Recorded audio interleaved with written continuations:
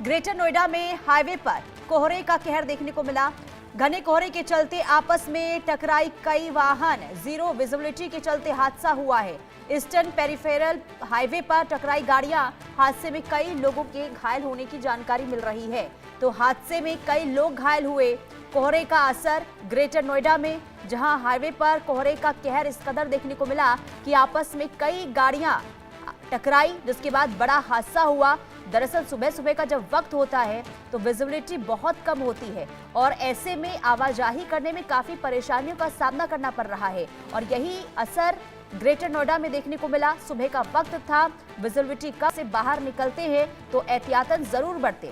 Eastern peripheral highway पर कई गाड़ियां आपस में टकराई, जिसके बाद ये बड़ा हादसा हुआ है और इस हादसे में कई लोगों के घायल होने की जानकारी मिल रही है। तो ये बड़ी खबर, और ये खबर आपको सतर्क भी करती है कि अगर कोहरे के कारण आप भी परेशान हैं और घर से बाहर निकलना आपके लिए ज़्यादा ज़रूरी है तो आप घर से बाहर निकलें, लेकिन जब आप गाड़ी चला रहे हैं, ड्राइव कर रहे हैं तो एहतियातन ज़रूर बरतें। और यही वजह है, अगर कहीं भी थोड़ी सी भी चूक होती है तो इस तरीके से हादसे होते हैं। दिसंबर के महीने की शुरुआत के साथ ही कोहरे का कहर भी कई राज्यों में दिखने शुरू हो चुके हैं और ग्रेटर नोएडा में भी कोहरे का असर इस वक्त काफी देखने को मिल रहा है।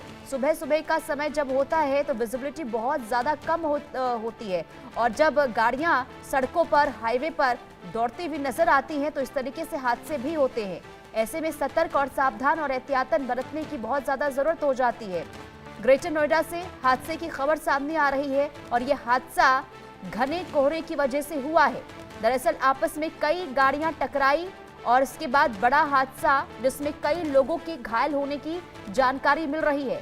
ईस्टर्न पेरिफेरल पर यह हादसा हुआ है और कितने लोग घायल हुए, आखिर किसी तरीके से क्या वहां पर कोई एहतियातन तरीके से कदम नहीं उठाए गए थे, ऐसे सवाल हैं। पूरी जानकारी आपको देंगे, लेकिन उससे पहले ये आपको बता दें कि घने कोहरे की वजह से ईस्टर्न पेरिफेरल पर यह हादसा हुआ है और ये तस्वीर भी सामने आ चुकी है। तस्वीर आपको दिखा रहे हैं, देखिए कैसे हाईवे पर गाड़ियों का यहाँ पर जमावड़ा देखने को मिल रहा है और आपस में कई गाड़ियां टकराती है, जिसके बाद हादसा होता है। अकरम खान नोएडा से हमारे संवाददाता तमाम जानकारी के साथ जुड़ चुके हैं। अकरम, पूरी डिटेल्स दीजिए, यह हादसा कैसे हुआ, कब हुआ और क्यों हुआ? देखिए, ये पूरी जो घटना है वो ईस्टर्न पेरिफेरल हाईवे की है, जो कि कुंडली पलवल को जोड़ता है और ये ग्रेटर नोएडा से होकर गुजरता है।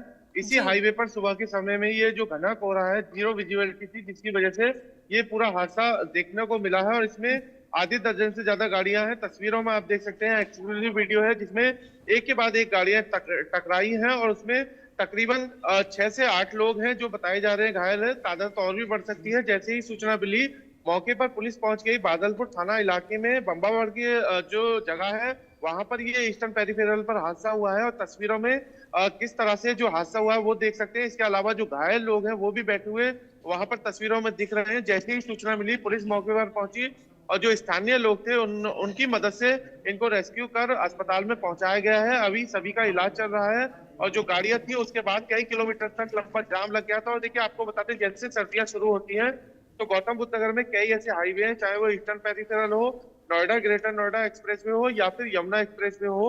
वहां पर होता यह है कि एक गाड़ी अगर कोहरे से टकरा जाती है तो उसके पीछे जितनी भी गाड़ियां आती हैं वो बैक टू बैक टकराती जाती हैं और इसी वजह से कई बार ऐसा भी हुआ है कि 30-40 गाड़ियां भी आपस में टकरा गई हैं। हालांकि इसको लेकर जो ईस्टर्न पेरिफेरल पर जो अथॉरिटी है, यमुना अथॉरिटी या फिर जो ईस्टर्न पेरिफेरल पे अधिकारी हैं, वो हर बार जो नियम है, जो गति है, उसको कंट्रोल करने के लिए हर बार गति कम कर देते हैं, लेकिन उसके बावजूद भी ये हादसे होते हैं। और आज सुबह घना कोहरा था, जीरो विजिबिलिटी थी, जिसके बाद ये बड़ा हादसा देखने को मिला है।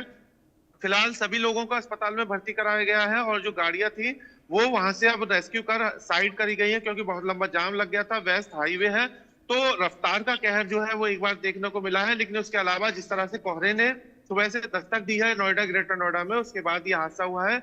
ये भी देखना होगा कि क्योंकि आज ये हादसा हुआ है, इसके बाद जो यमुना एक्सप्रेसवे है या जो तमाम हाईवे हैं उस पर जो स्पीड लिमिट है वो कम की जाएगी या नहीं की जाएगी। और इसके अलावा ऐसे जो हादसे हैं उससे रोकने के लिए क्या रोड मैप बनाए जाएंगे। हालांकि जो पब्लिक अनाउंसमेंट सिस्टम है उसके जरिए लोगों को जरूर टोल टैक्स पर जागरूक किया जा रहा है कि वाहन को अपनी गति से चलाएं, लेकिन उसके बावजूद भी इस तरीके के हादसे आते हैं। और अब जैसे जैसे सर्दी बढ़ती जाएगी, कोहरा बढ़ता जाएगा, उसके बाद इसी तरह के हादसे हाईवे पर देखने को मिलते हैं। तो उससे निजात पाना जिला प्रशासन और हाईवे अथॉरिटी के लिए बहुत बड़ी चुनौती मानी जाती है गौतम बुद्ध नगर में। जी और बिल्कुल अकरम, और बहुत शुक्रिया आप देखिए तमाम जानकारी देने के लिए। और जो आपने जानकारी दी कि देखिए ठंड की शुरुआत जैसे जैसे होगी वैसे वैसे